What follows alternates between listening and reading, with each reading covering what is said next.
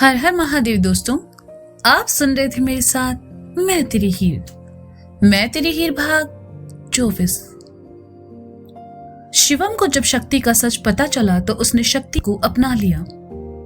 शिवम के साथ साथ बाकी घर वालों ने भी शक्ति के लिए मंजूरी दे दी।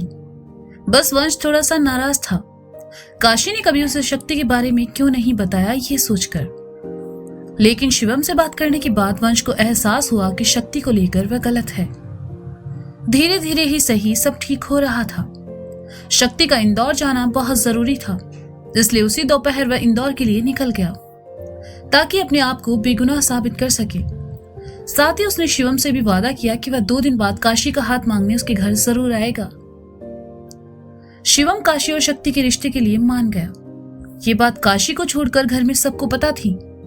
शिवम ने काशी को बताने से मना किया ताकि जब खुद शक्ति आए तो वही बताकर काशी को यह खुशखबरी दे।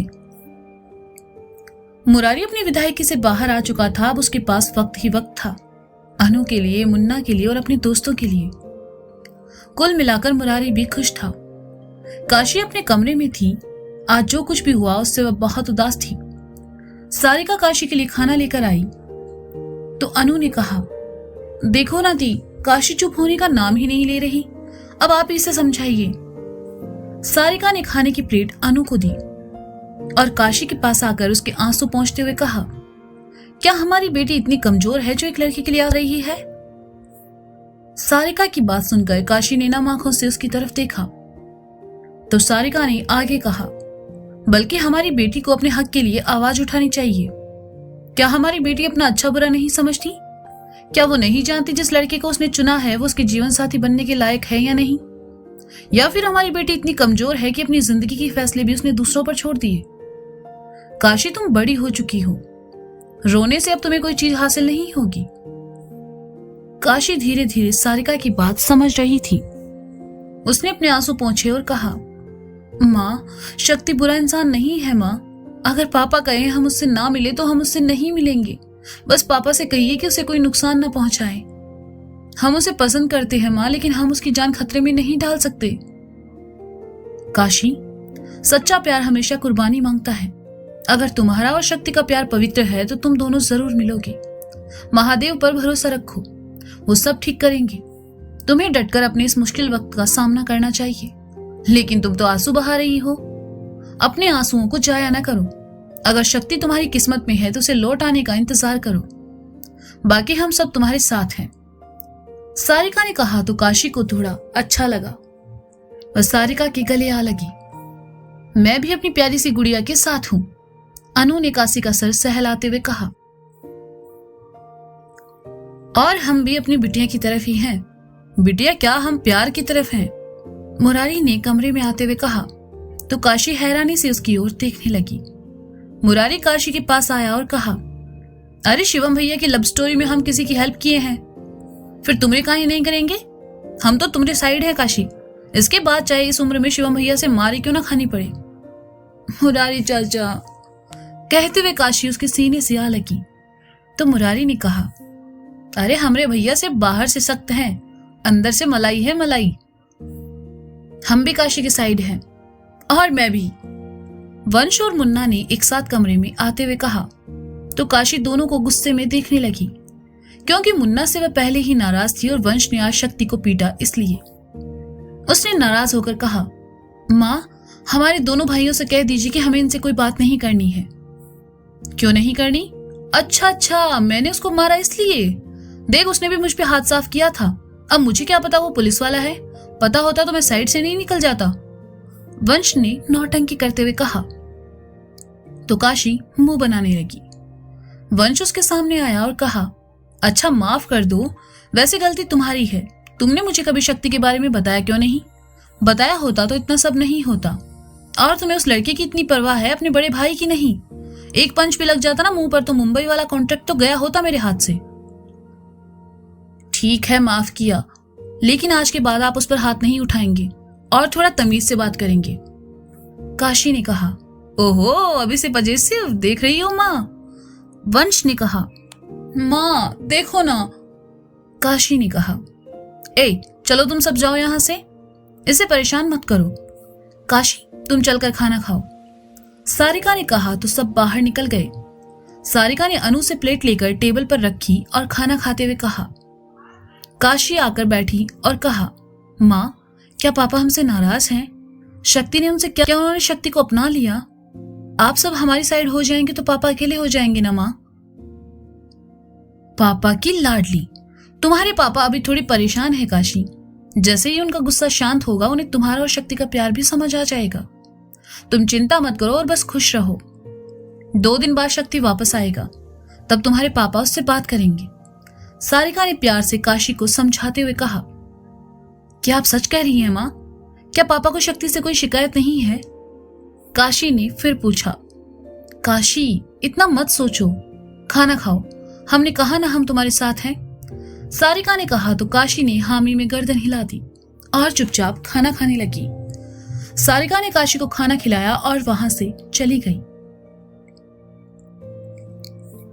काशी मुन्ना से अभी भी नाराज है जानकर मुन्ना वहां से घर चला आया, लेकिन वह खुश था कि शिवम ने काशी और शक्ति के रिश्ते को समझा और उन्हें अपना लिया। घर आकर मुन्ना सीधा अपने कमरे में चला आया। वह अपने लैपटॉप के सामने आ बैठा और चीफ के खिलाफ सभी जरूरी सूचना शक्ति को मेल कर दी, जिससे शक्ति चीफ का असली चेहरा सबके सामने ला सके। शक्ति को सब भेजने के बाद मुन्ना ने अपने लैपटॉप को रिबूट कर दिया। वह बीते वक्त की सारी बुरी यादें मिटा देना चाहता था।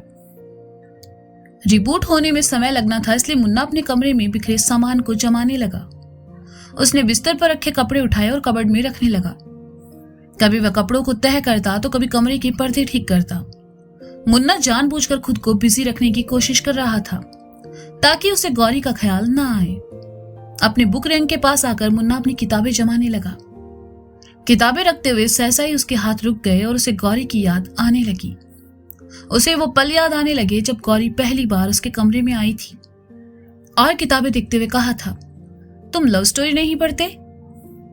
और मुन्ना ने जवाब में कहा था, दुनिया की सबसे खूबसूरत प्रेम कहानी होती है हमारी अपनी, जिसे ना लिखा जा सकता है ना ही सुना जा सकता है, बस महसूस किया जा सकता है। आज मुन्ना उस कहानी के दर्द को महसूस कर रहा था। उसने किताबों को रैंक में ही छोड़ा और बिस्तर पर आकर लेट गया।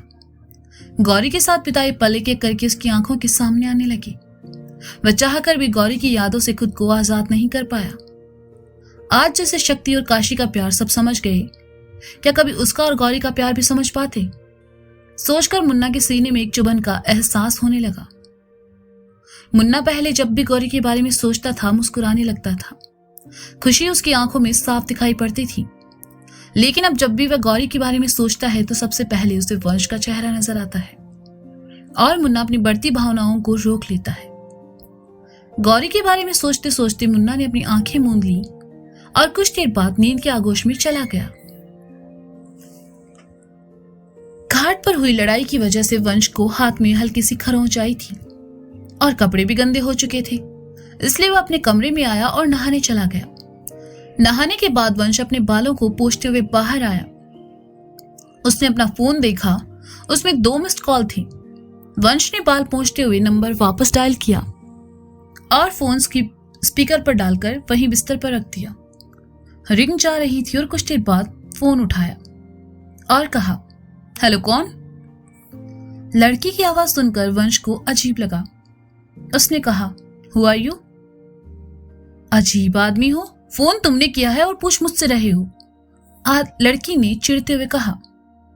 वंश को यह आवाज जानी पहचानी लगी, लेकिन कौन थी यह समझने में उसे थोड़ा टाइम लगा। उसने अपनी टी शर्ट उठाई और पहनते हुए कहा, देखो, ज्यादा स्मार्ट बनने की जरूरत नहीं है। तुम्हारे मिस्ड कॉल थे इसलिए मैंने फोन किया। अब बताओ कौन हो तुम? स्मार्ट समझना क्या है, मैं ऑलरेडी स्मार्ट हूं और वैसे भी मैंने तुम्हें कोई फोन नहीं किया, बेवकूफ। लड़की ने बड़ी ही नफरत से बेवकूफ कहा तो वंश को याद आया कि ये तो निशी है, क्योंकि उसी ने एक बार वंश को ऐसे ही बेवकूफ कहा था। उसने जल्दी से बिस्तर पर रखा फोन उठाया और स्पीकर बंद करके कान से लगाते हुए कहा, तुम्हें मेरा नंबर किसने दिया? मुंबई में परेशान करने में कोई कमी रह गई थी जो अब तुम मुझे फोन करके परेशान कर रही हो? चिरकुट, ये तुम्हारा नंबर है? What the hell? तुम्हें लगता है मैं इतनी स्टूपिड हूं कि तुम्हें सामने से फोन करूंगी? ओ हेलो, इतना भी मिस नहीं कर रही मैं तुम्हें। गुस्से गुस्से में निशी ने दिल की बात बोल दी। वंश ने सुना तो उसका दिल धड़का। वह खामोश हो गया और फिर एकदम से कहा, मतलब तुमने मुझे मिस किया? ओके, तुम्हें कोई सपना आया था क्या? लाइक तुमने मेरी टी शर्ट पहनी है और उसमें तुम अच्छी भी लग रही थी और हम दोनों उसके लिए झगड़ रहे थे, ऐसा कुछ? व्हाट? तुम क्या पागल हो गए हो? और मैं तुम्हें मिस विस नहीं कर रही हूं, समझे? पता नहीं किस गधे ने तुम्हारा नंबर डायल किया था। फोन रखो, निशी ने गुस्से से कहा तो वंश ने बिना काटे ही फोन बिस्तर पर फेंक दिया। उसे लगा निशी ने फोन काट दिया होगा, लेकिन फोन चालू था और वंश लगा तेज तेज बड़बड़ाने। समझती क्या है खुद को? जब देखो तब गुस्सा इसके नाक पे ही रहता है। कभी कभी तो लगता है जैसे सामने वाले को कच्चा चबा जाएगी। चुड़ैल कहीं की, खुद को मिस वर्ल्ड समझ रखा है, सोचती है मैं उसके पीछे घूमूंगा। अरे बनारस में लड़कियों की कमी है क्या? सब मेरे पीछे घूमती है, वो भी उससे कहीं ज्यादा अच्छी। अभी मुंबई में बैठी इसलिए इतना चिल्ला ली मुझ पे। बनारस में होती ना तो मुंह तोड़ देता मैं उसका। बड़ी आई चिरकुट कहने वाली, खुद को देखा है चिपकली कहीं की। मैंने इसे फोन ही क्यों किया? मेरा पूरा मूड ऑफ कर दिया इसने। जिंदगी में कभी बनारस आई ना तो इसे यहीं किसी घाट के पानी में डुबो दूंगा। बाद में मछलियों से कहती रहना, are you mad, stupid, what the hell? बड़बड़ाते हुए जैसे ही वंश की नजर फोन की स्क्रीन पर पड़ी, उसने देखा फोन चालू था। उसने जल्दी से फोन उठाया और कहा, हेलो, मैं फोन काटना भूल गया था क्या? देखो तुमने ही मुझे गुस्सा दिलाया था इसलिए मैंने। वंश ने कहा। निशी ने अपने गुस्से को काबू में रखते हुए कहा, तो तुमने सब सुन लिया क्या? वंश ने इतना ही कहा कि निशी ने चिल्लाकर जोर से कहा, जस्ट शट अप। अगर दोबारा मुझे फोन किया ना तो मैं फोन में घुस के मारूंगी तुम्हें, स्टूपिड। लेकिन मैंने किया क्या? वंश ने इतना ही कहा कि निशी ने सामने से फोन काट दिया। वंश बेचारा मुंह लटकाकर बिस्तर पर बैठ गया और मासूमियत से कहा, यार ये लड़की खुद को समझती क्या है? जब देखो तब मुझ पे चिल्लाती रहती है। वंश ने फोन साइड में रखा और बिस्तर पर लेटकर निशी के बारे में सोचने लगा। आखिर निशी ने उसे फोन क्यों किया था? उधर निशी ने गुस्से में फोन काटा और अपना गुस्सा कंट्रोल करने लगी। इतने में उसकी मम्मी आई और कहा, निशी क्या हुआ है तुम्हें? तुम इतनी जोर जोर से किस पर चिल्ला रही थी? मम्मा, उस चिरकुट को मेरा नंबर किसने दिया? निशी ने गुस्से से कहा। चिरकुट? तुम क्या वंश की बात कर रही हो? अरे उसे तो मैंने ही फोन किया था, मुझे उससे कुछ पूछना था। मेरे फोन में बैलेंस नहीं था तो मैंने तुम्हारे फोन से नंबर डायल किया, लेकिन उसने उठाया ही नहीं। उसका फोन आया था क्या? निशी की मम्मी ने निशी को सच बताते हुए कहा। आपका बस चले तो आप पूरे मोहल्ले में मेरा नंबर बांट दो। कहते हुए निशी वहां से चली गई। अपने कमरे में आकर निशी ने फोन बिस्तर पर फेंका और मुंह धोने चली आई। वापस आकर वह शीशे के सामने खड़ी मुंह पोंछने लगी तो सहसा ही उसे वंश की कही बात याद आई। मतलब तुमने मुझे याद किया। ओके, तुम्हें कोई सपना आया था क्या? लाइक तुमने मेरी टी शर्ट पहनी है और उसके लिए हम दोनों झगड़ा कर रहे हैं एट ऑल? निशी को जैसे ही ये बात याद आई वो धीरे से बड़बड़ाई। वो किस सपने की बात कर रहा था? क्या उसने कोई सपना देखा? वो लड़का खुद तो पागल है, मुझे भी पागल कर देगा। निशी ने अपने बालों को समेटकर क्लचर लगाया और आंखों पर चश्मा लगाकर अपनी स्टडी टेबल की तरफ चली आई। उसने बुक खोली और पढ़ने लगी। कुछ ही वक्त बीता कि वंश की बातें फिर उसके दिमाग में घूमने लगी और उसने बुक बंद करते हुए खुद से कहा, उसको फोन मम्मा ने किया था, मैंने खामखा उसे डांट दिया। क्या मुझे उससे सॉरी बोलना चाहिए? नहीं नहीं, बिल्कुल नहीं। अगर मैंने उसे सॉरी बोला तो वो खामखा भाव खाएगा। और डांट दिया तो क्या, उसने भी तो मुझे कितना कुछ बोला था, उल्टा उसे मुझसे सॉरी बोलना चाहिए। निशी पढ़ने बैठी थी, लेकिन वंश के ख्याल ने उसका ध्यान भटका दिया और वह काफी देर तक उसी में उलझी रही। इंदौर, मध्य प्रदेश। गौरी अपनी कोचिंग से वापस लौट रही थी। जब से मुन्ना ने उससे कहा था कि वह उसे भूल जाए, तब से ही गौरी की जिंदगी काफी बदल गई थी। अब ना वह किसी से ज्यादा बात करती थी, ना ही हंसती मुस्कुराती। वह जानबूझकर खुद को बिजी रखती ताकि उसे मुन्ना की याद ना आए। गौरी खामोश रहकर सब ठीक होने का इंतजार कर रही थी। वह ऐसा सब कुछ नहीं करना चाहती थी जिससे मुन्ना उससे दूर चला जाए। गौरी थके कदमों से घर चली आई और बैल बजाई। दरवाजा जय ने खोला और गौरी को सामने देखकर कहा, दी क्या मैं आपकी स्कूटी ले जाऊं? गौरी ने कोई जवाब नहीं दिया, बस जेब से चाबी निकालकर जय की तरफ बढ़ा दी और अंदर चली आई। गौरी ने अपने कमरे में आकर कपड़े बदले और नीचे चली आई। नीचे आकर वह सीधा किचन में आई और अपने लिए कॉफी बनाने लगी। उसे कॉफी बनाते देखकर उसकी मम्मी ने कहा, गौरी तुम बैठो बेटा, मैं तुम्हारे लिए कॉफी बना देती हूँ। अपनी मम्मी की बात सुनकर गौरी किचन में बनी सिंक की तरफ चली आई और बर्तन धोने लगी। गौरी की मम्मी ने देखा तो उन्हें हैरानी हुई और उन्होंने नल बंद किया और गौरी का हाथ पकड़कर उसे अपनी ओर करके कहा, तुम ये सब काम क्यों कर रही हो? क्या तुम ठीक हो? गौरी की आंखों में नमी उतर आई। वह खुद को बिजी रख के मुन्ना के बारे में ना सोचने की नाकाम कोशिश कर रही थी। उसने अपनी माँ की तरफ देखा और कहा, खुद को बिजी रखने की कोशिश कर रही हूं मॉम, ताकि मान की याद ना आए। गौरी की माँ ने देखा गौरी बहुत अपसेट है। उन्होंने उसे गले लगाते हुए कहा, तुम दोनों के बीच सब ठीक है ना बेटा? तुम कहो तो मैं मान से बात करती हूँ। गौरी ने अपनी आंखों में आए आंसू पोंछे और अपनी माँ के गले लगे हुए कहा, नहीं मॉम, वो इस वक्त परेशान होगा, मैं उसे और परेशान करना नहीं चाहती। So sad. तो दोस्तों ये था मैं तेरी हीर भाग 24। इसका अगला भाग आप जल्द ही सुनेंगे मेरे साथ। तब तक के लिए शुक्रिया, बाय बाय, अपना ख्याल रखें और सुनते रहें मैं तेरी हीर। साथ ही आप सभी को नव वर्ष 2022 की हार्दिक शुभकामनाएं।